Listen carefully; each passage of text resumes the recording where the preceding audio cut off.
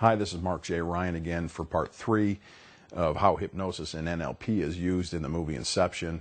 This is like 3 things, maybe 4 things I'm going to talk about that of hundreds of things that they did in that movie. And again, because the movie is going to be so popular, already is so popular, and I think it's going to be a classic throughout history, I want to be a part of showing you how that movie created itself to be that classic. What did Christopher Nolan do, not only to create the movie, but how did the movie create itself? Because he wrote this movie over an 8-year period of time. He thought it'd be done in a couple months, and Leonardo DiCaprio actually helped him with the end of the movie. It took him 8 years. So a lot of creative things that happen within people are they start when they get an idea, they get the beginning of an idea, and they have to sit on it and continue to meditate on the idea to bring up the inspiration, because the idea kind of takes over itself and then gives you the information it wants for the movie.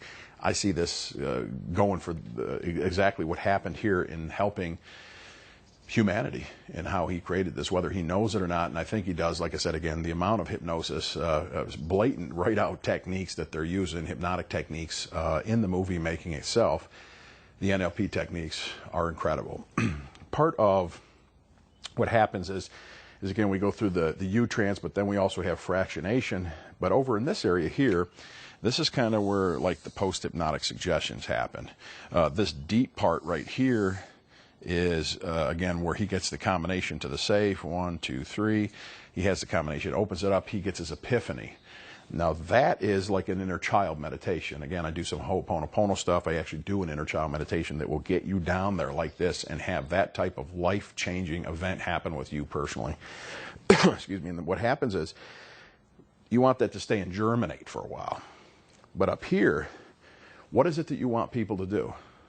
How do you want people to respond?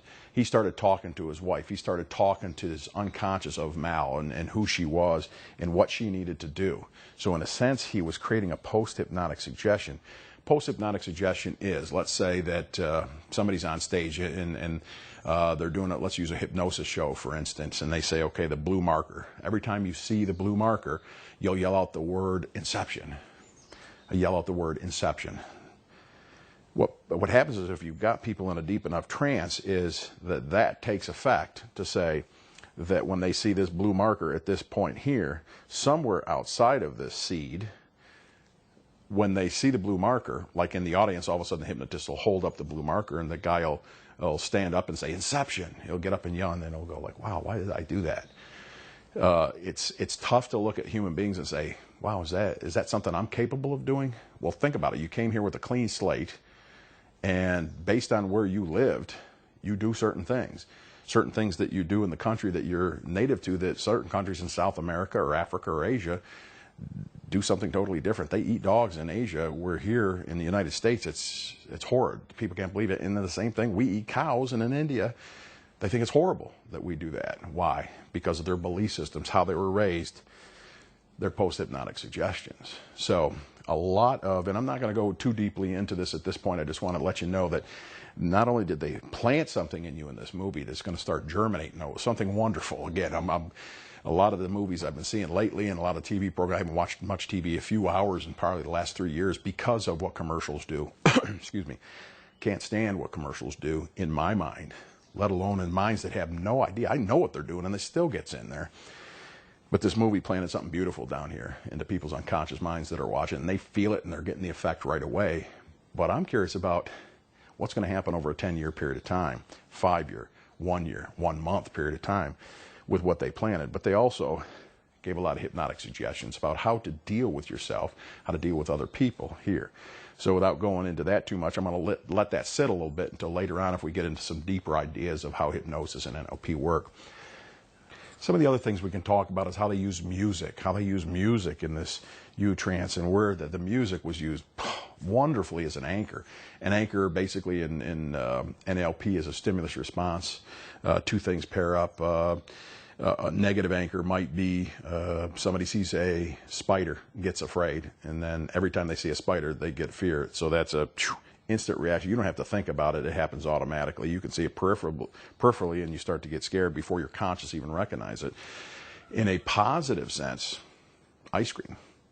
or a snack that you like, a food that you like. When you see it or when you smell it, that's a stimulus response which creates a reaction inside of you. So the music was used beautifully throughout this to create a state. Once a state was there, to pair up that music with a state, and then when you're in another place, if they paired it up, let's say right here with the stimulus and response,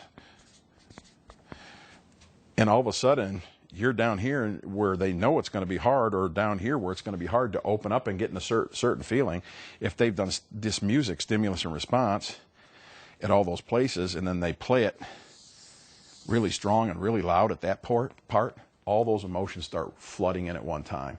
There's chain anchors, there's putting anchors, there's so many different things that were in this movie that was beautiful. But for now, I'm going to leave it, and leave it up to you to see if you ask me any questions and suggestions, ideas. Write me, let me know what you think about it. Visit me, check out the videos on YouTube, and we'll do some more if you like them.